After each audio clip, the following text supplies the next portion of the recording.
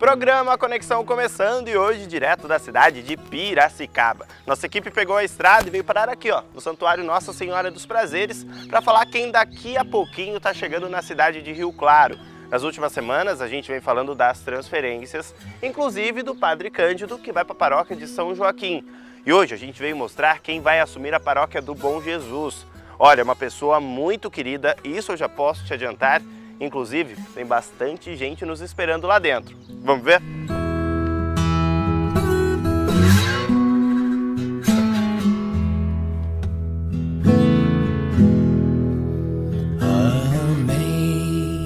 Amazing grace, how sweet the sound. E é justamente por isso que nós estamos aqui então, para conversar com ele, Padre Edivaldo de Paula Nascimento. E pela primeira vez, como vocês podem ver, o programa Conexão, inclusive, tem uma grande plateia, até porque, Padre, muita gente acompanha, vem às missas do Senhor, o público tem um carinho muito grande pelo trabalho, não é? Obrigado por participar aqui com a gente. Olá, Léo, olá, o pessoal do Conexão.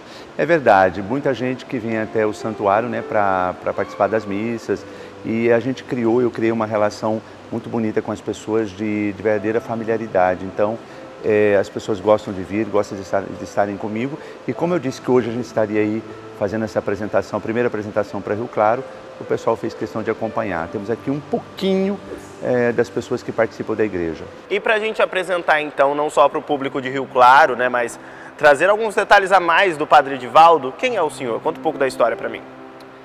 Bom, eu sou filho de Vicente Nascimento, Maria de Lourdes Nascimento. Nasci em Osasco, né? Tenho uma irmã, Elaine, um cunhado, Ricardo. E eu fiz meus estudos do seminário. Na verdade, a minha vocação surgiu aos 18 anos, né?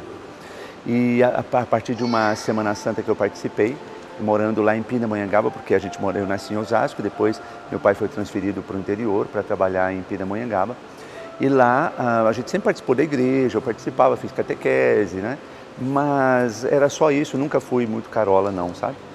E eu queria ser médico.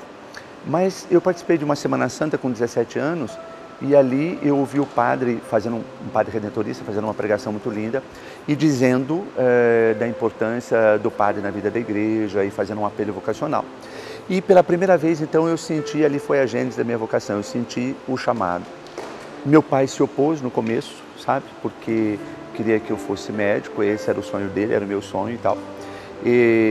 Mas primeiro se opôs, mas depois apoiou e eu fui para o seminário, entrei para o seminário com 18 anos, foi meu primeiro ano no seminário, estudei em Taubaté, né?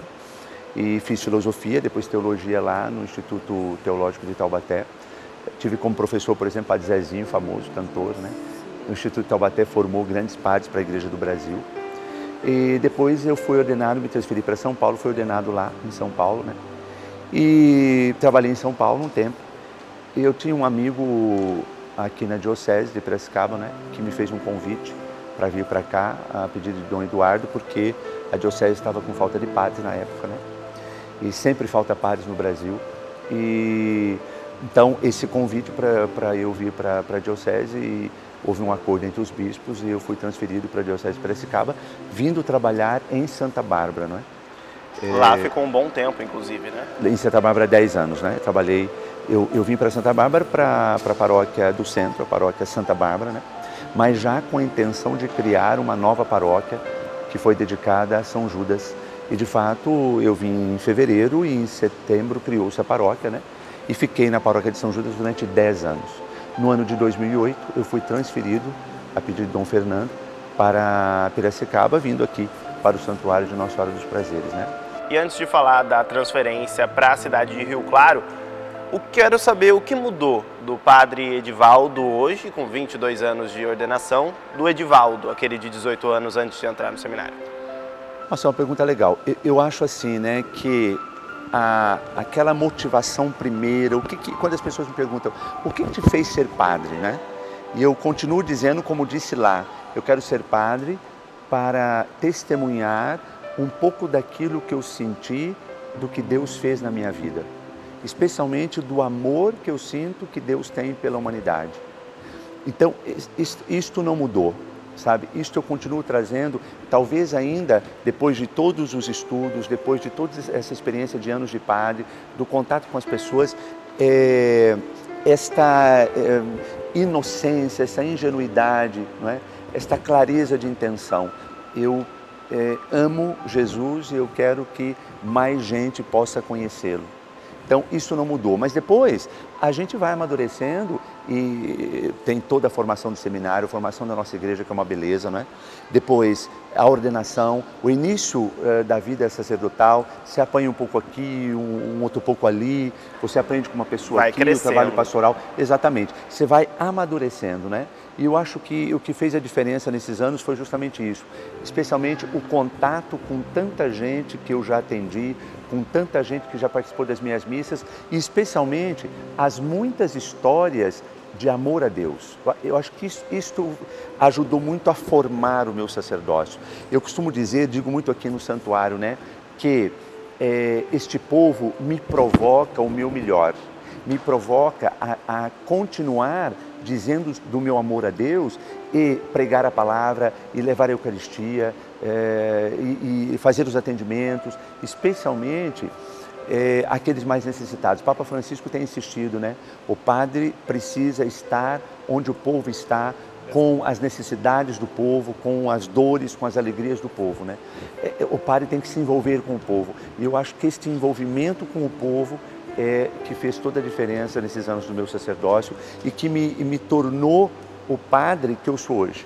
E a gente tem vários exemplos disso acontecendo, até porque no pouco tempo que a gente está aqui para fazer a produção desse programa, tem várias pessoas, como vocês viram nas imagens, e o padre Edivaldo me apontou inúmeras histórias, né, padre, de pessoas que acompanharam as celebrações, procuraram por um apoio que precisava e o principal, conseguiram encontrar, né? Como que a gente explica isso? Aliás, tem explicação, algo nesse sentido? A fé, sabe, a fé. As pessoas que chegam por um motivo ou outro, seja porque estão bem, não é? E querem e precisam ouvir uma palavra de Deus, porque quem não precisa, não é? Então, querem ouvir uma palavra, de repente já são da comunidade ou ouviram dizer que aqui na comunidade tem um padre, em uma comunidade viva, um padre que fala da palavra, que é apaixonado por Deus, então querem ouvir esta palavra, querem sentir Deus através dessa palavra e vem uma primeira vez, e vem uma segunda e volta depois, e tem inúmeros casos de conversão, de gente que não vinha há muito tempo na igreja e depois volta à igreja, de gente que nunca veio à igreja e de repente veio uma vez e se encantou pela palavra, pela acolhida, não é? A gente conversava um pouquinho antes de começar o programa, né? E eu dizia isto, eu vejo como é fundamental que a gente saiba acolher, que a comunidade seja acolhedora, que as pessoas que aqui entrem, elas percebam, tem um clima diferente. Eu não acredito em coincidência, eu acredito em providência. E nós, como igreja que somos, precisamos acreditar na força da espiritualidade. Deus está aqui. Deus está aqui agora, não é? Então, que as pessoas sintam isto, que o ambiente diga isso para elas, que as celebrações preparadas, bem preparadas, que o Ministério de Música, que a liturgia, que as muitas pastorais e ministérios da igreja se preparem para testemunharem isto. Nós somos de Deus. Deus de fato está aqui. E depois, de repente, num momento de dor, sabe? De tristeza, eu costumo dizer que às vezes a gente sofre na vida que não é vontade de Deus, golpes, porque nunca é vontade de Deus. Deus não tem compromisso com a doença, Deus não tem compromisso com o pecado jamais, Deus não tem compromisso com o mal que aconteceu, Deus não tem compromisso com o acidente do meu filho ou da minha filha, não tem. E acontece por quê? Porque nós estamos sujeitos ao livre-arbítrio, Deus nos criou assim. Ah, mas padre, não seria mais fácil que não houvesse então essa liberdade? Será que nós não seríamos mais felizes porque não haveriam essas coisas difíceis e ruins? Bom, então nós seríamos marionetes, né? Deus brincaria com a gente ou nos trataria como bonecos. Não, Ele nos deu aquilo que é talvez a nossa chave mais importante de sermos criaturas divinas, humanos que somos, né? Que é a liberdade. Então, nós estamos sujeitos a situações que de repente nos foge até a própria vontade, mas é por causa disso ou daquilo, da minha liberdade de agir dessa maneira, ou da liberdade do outro que toca a minha liberdade ou não. E as coisas acontecem. Agora, talvez mais importante do que perguntar por quê, o que as pessoas que vêm aqui aprenderam é a lidar com as situações difíceis. Olhar de frente para uma dor, para um golpe e não deixar de senti-lo, porque ele está aí. Não é jogar para debaixo do tapete, não é fingir, não é? A psicologia, uma das ciências para mim mais incríveis, ela diz que é preciso olhar de frente para isso, falar sobre isso, porque se a gente consegue falar sobre isso, é uma maneira já da gente sentir a libertação que precisa acontecer. Então, lidar com essa situação difícil e então buscar na fé, talvez não uma resposta, mas um apoio que a fé nos dá. Deus existe. E quando a gente fala em falar sobre isso, é claro que a gente conversou com algumas dessas pessoas e olha, as histórias me impressionaram, eu tenho certeza que vão impressionar todos e justamente por isso a gente convida vocês a acompanharem. Eu sempre tive necessidade de buscar Deus para a minha vida, sempre senti um algo a mais. E uma época a gente estava conversando e eu sempre falando que eu queria ir em busca de alguma coisa e o Fabrício, ele disse que tinha ouvido falar de um padre aqui na cidade que falava diferente de Deus. Então a gente veio em uma missa do Padre Edivaldo e de fato ele não só fala diferente, como ele vive diferente Deus e ele traz Deus para nossa vida, para o nosso dia a dia, para o nosso cotidiano, para todas as coisas que você faz, elas estão relacionadas a Deus. Então é isso que ele trouxe para a nossa vida. Aos 16 dias de internação, a gente pediu para o Padre Edivaldo fazer uma visita lá para ele, para nos dar um apoio, né? E o Padre Edivaldo prontamente atendeu, foi lá, fez visita para ele. E assim, foi primordial essa visita dele, né? Para a gente realmente ter certeza do quanto Deus estava junto da gente naquele momento, né? Ajudou para a recuperação até mesmo, para passar por esse momento? Sim, exatamente, para nos fortalecer, né? A passar por aquele momento tão difícil. E mesmo antes da visita dele, depois do nascimento do Paulinho, a gente começou a frequentar aqui as missas da saúde, a sexta-feira e a temática na quarta. E ele sempre nos acompanhou, olhando fotos do Paulinho, perguntando como estava, né? Seguindo mesmo cada momento, cada semana de evolução dele na UTI. Heloísa, fala pra mim uma coisa, você teve um probleminha de saúde há um tempinho atrás, né? O que aconteceu? Por causa do meu olho, porque agora é só uma lente. Pelo menos eu fiquei curada. Quem aqui na igreja te ajudou a passar por isso? Muito. Por quê?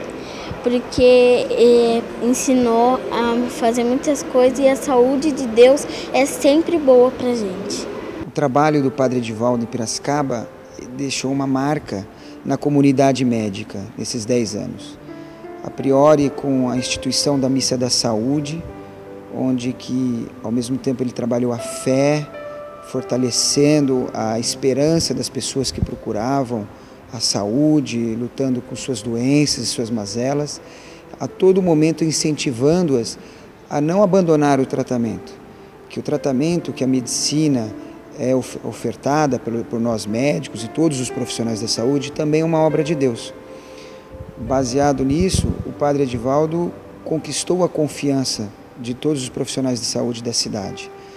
O seu trabalho também junto aos hospitais, visitando enfermos, levando sua unção, nas missas, enaltecendo o trabalho de nós médicos, abençoando nossas mãos, fez com que muitos médicos procurassem o santuário.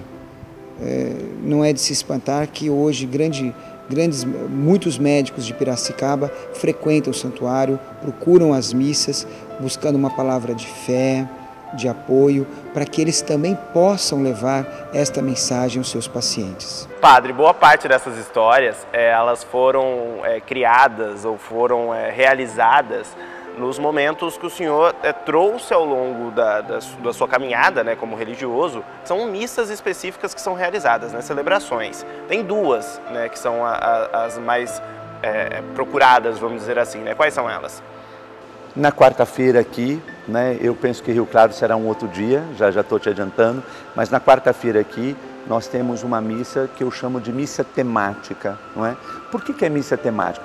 Veja que interessante, essa missa temática foi criada no ano de 2000, na virada do milênio, né? E no momento forte de oração, a inspiração de criar uma missa, a missa é a missa, é a missa de Jesus, é a missa da igreja, não é? Mas de criar dentro da missa uma situação em que eu pudesse trabalhar, por exemplo, símbolos, dinâmicas e especialmente trabalhar com a palavra para a catequese. Por isso que eu digo missa temática, porque a cada quarta-feira ou a cada conjunto de quartas-feiras, por exemplo, eu posso fazer uma novena, eu posso fazer um tríduo, eu posso fazer um conjunto de 7 quartas-feiras, depende da inspiração. Eu trabalho com o povo, eu e a equipe liturgia, nós trabalhamos com o povo um tema, não é? Um tema da teologia, um tema da liturgia, um tema da própria catequese da igreja, não é? Um tema de afetividade, um tema de formação humana. E então, isto vai ajudando a formar as pessoas. E a gente ouvindo tantas histórias, ouvindo essas explicações, tudo isso, como o senhor comentou, né? Principalmente na questão da doença e tudo mais, que quando as pessoas estão mais fragilizadas, até mesmo se questionam, como eu questionei o senhor falando assim, poxa vida, ninguém espera por uma doença, ninguém espera por um acidente, mas acontece. Muitas pessoas se questionam diante disso. Ter uma palavra de conforto faz realmente muito a diferença. E eu acredito que o pessoal de Rio Claro está muito ansioso para que essa diferença chegue até a nossa casa, porque está todo mundo querendo, né, que fevereiro bata a porta para que tenha, né, essa novidade, vamos dizer assim, dentro da paróquia do Bom Jesus. Mas tem muita gente chateada aqui também em Piracicaba, né, padre? Então, não é um tchau, é um até logo que você dá para a comunidade daqui. Como que você está tratando esse momento de despedida, vamos dizer assim mesmo? Primeiro é importante a gente lembrar, né, pontuar sempre que essas transferências, essas mudanças são da vida da igreja, né? Não foi o padre que cansou e pediu para ir embora, né? Pelo amor de Deus. Não foi. Não foi o povo que se cansou do padre. Foi o povo que se cansou do padre? Pois é, ainda bem. Não foi o bispo que se cansou do padre ou que quis tirar o padre. Às vezes tem um pouco essa palavra, né?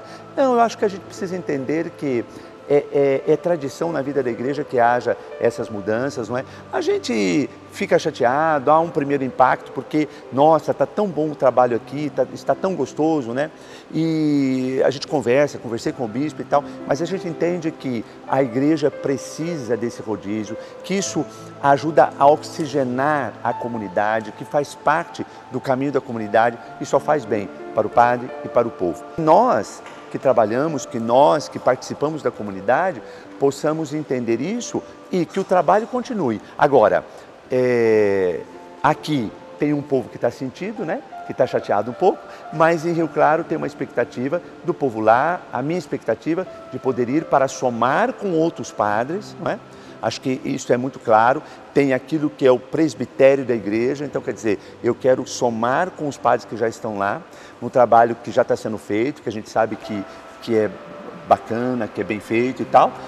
E na Paróquia Bom Jesus, é claro que tem um sentimento também do Padre Cândido está saindo. Um querido, esteve com a gente aqui no programa semana passada e falou da transferência. A gente está abrindo as portas agora para o senhor justamente nesse sentido. Exatamente. Padre Cândido querido lá, é um menino, eu digo que o Padre Cândido é um meninão, né?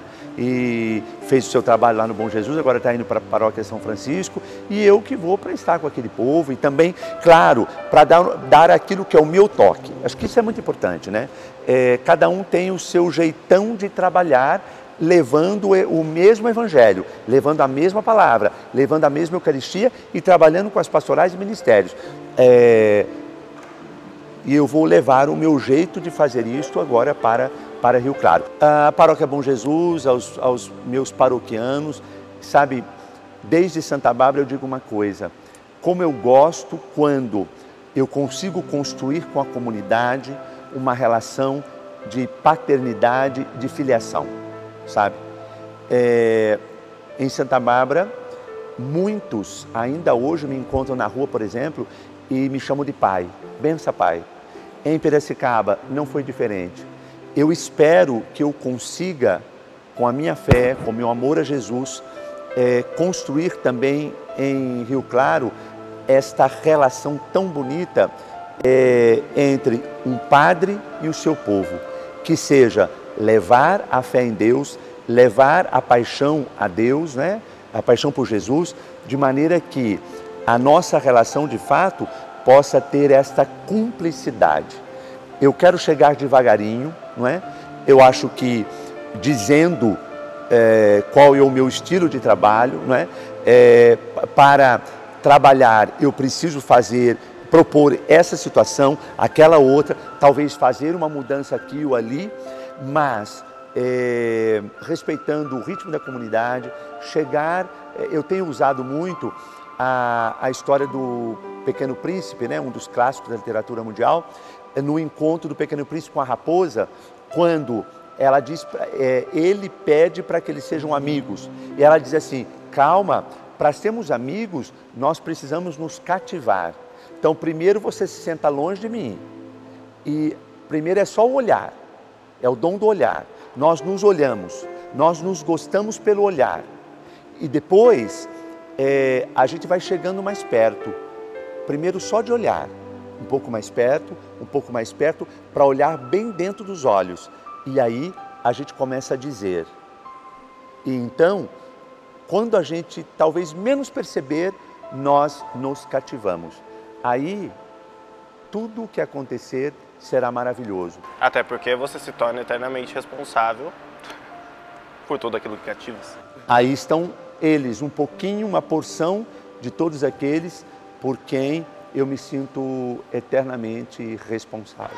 Com toda certeza a comunidade está pronta, de braços abertos para receber o Senhor. Só completando aquilo que o Senhor disse, o nosso papel aqui sempre foi e sempre será um papel multiplicador, de ações boas, de ações positivas, de ações que levem até todos, assim como o Senhor sempre fez, bons exemplos daquilo que deve ser feito. E estamos felizes de qualquer forma de receber o Senhor também, para podermos juntos somar forças, inclusive dando apoio para o pessoal aqui de Piracicaba, que vai ficar um pouco triste, mas também vai ser acolhido pelo novo pároco que chegar por aqui. Agora o pessoal de Piracicaba pode acompanhar um pouco do trabalho também pela TV Clare. Pode, deve acompanhar, senão a gente volta aqui e briga com todo mundo. Fica combinado assim? Eu quero agradecer a você, né, a sua produção, por ter vindo aqui mais uma vez no seu programa. Quero agradecer a vocês que nos acompanham pela TV Claré, né, que ligou sua televisão, que parou por aí, depois na internet. E vocês que vieram aqui, mudando ali, quem sabe, um compromisso da tarde de vocês para estarem comigo. Muito obrigado. Então agora eu convido todos, já que a gente tem uma plateia aqui hoje, não é todo dia que isso acontece, uma salva de palmas para o padre e as boas-vindas que estão por vir.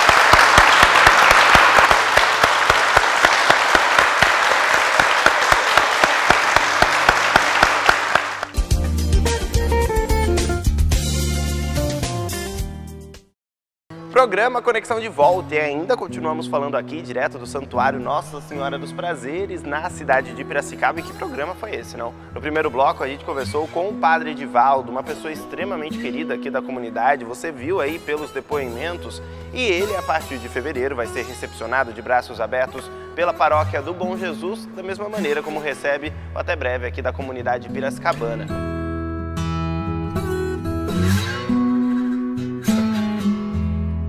Agora, na mesma toada, a gente continua a viagem que iniciamos há 2 semanas até o estado de Rondônia, onde nossa equipe fez a produção sobre as ações claretianas que existem por lá.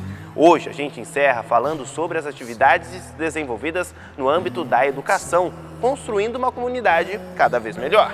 Bem-vindos a São Miguel do Guaporé. Bem-vindos a São Miguel do Guaporé, Rondônia.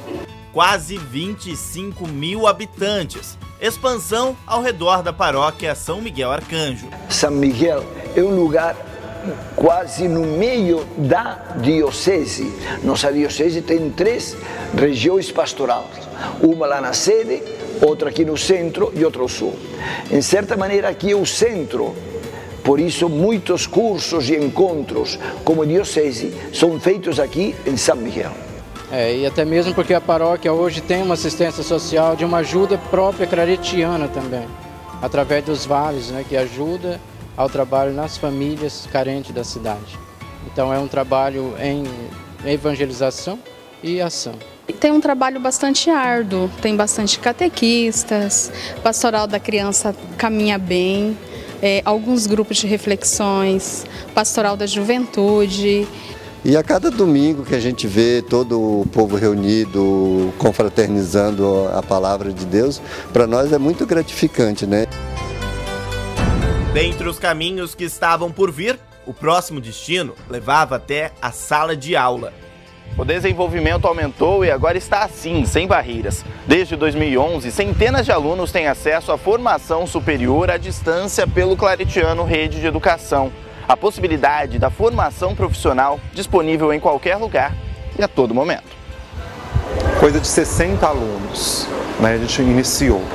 Havia uma turma que já estudava em Ji-Paraná, que ia de São Francisco do Guaporé para estudar em Ji-Paraná, no Claretiano, que Ji-Paraná já tinha, né, o Claretiano, e eles iam de São Francisco a Costa Marques, coisa assim, que eles saíam de São Francisco do Guaporé 3 horas da tarde e chegavam em Ji-Paraná 11 horas da noite. E era estrada de terra, era muito difícil, né, mas eles fizeram esse caminho por um ano. 2010. Em 2011 eles foram transferidos para cá, abriu o Polo São Miguel e eles vieram para estudar aqui em São Miguel. Daí em diante o polo começou a deslanchar, né? As pessoas começaram a procurar, nós chegamos em 2013, 2014, no número de 800 alunos. Hoje vai além. O curso de enfermagem tem a primeira turma semipresencial, com aulas de segunda a sexta-feira. O Claretiano sempre vem inovando, né? Sempre sai à frente, né? Às vezes quando as coisas estão... o mar está começando a ficar calmo, vem uma tempestade que balança tudo. Às vezes um curso novo, né?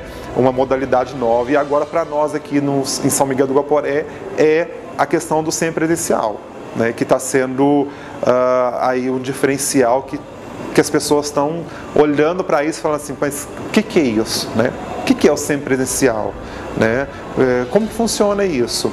E além de ser uma modalidade nova, um curso novo, que é um curso voltado à área da saúde.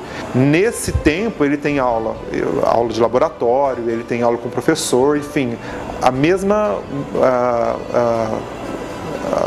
modalidade do presencial. A diferença é que a carga horária ela é reduzida, né? Por quê? Porque ela se divide entre a aula presencial e atividades no sistema online, na sala de aula virtual, né? Mas o aluno tem essa segurança de todos os dias estar com o professor em sala de aula. Quando surgiu na cidade a oportunidade foi interessante, porque a gente que já tem a família, tem um trabalho para se deslocar daqui para ir para outra cidade, fica mais difícil. E aí, estando aqui na cidade, foi a hora de eu fazer a minha faculdade. Estar perto dos pais, perto da família, na sua cidade, onde é bem tranquilo, muito melhor para o estudo e tal, coisa assim. Para mim é uma grande conquista e no final dos últimos 5 anos vai ser uma vitória.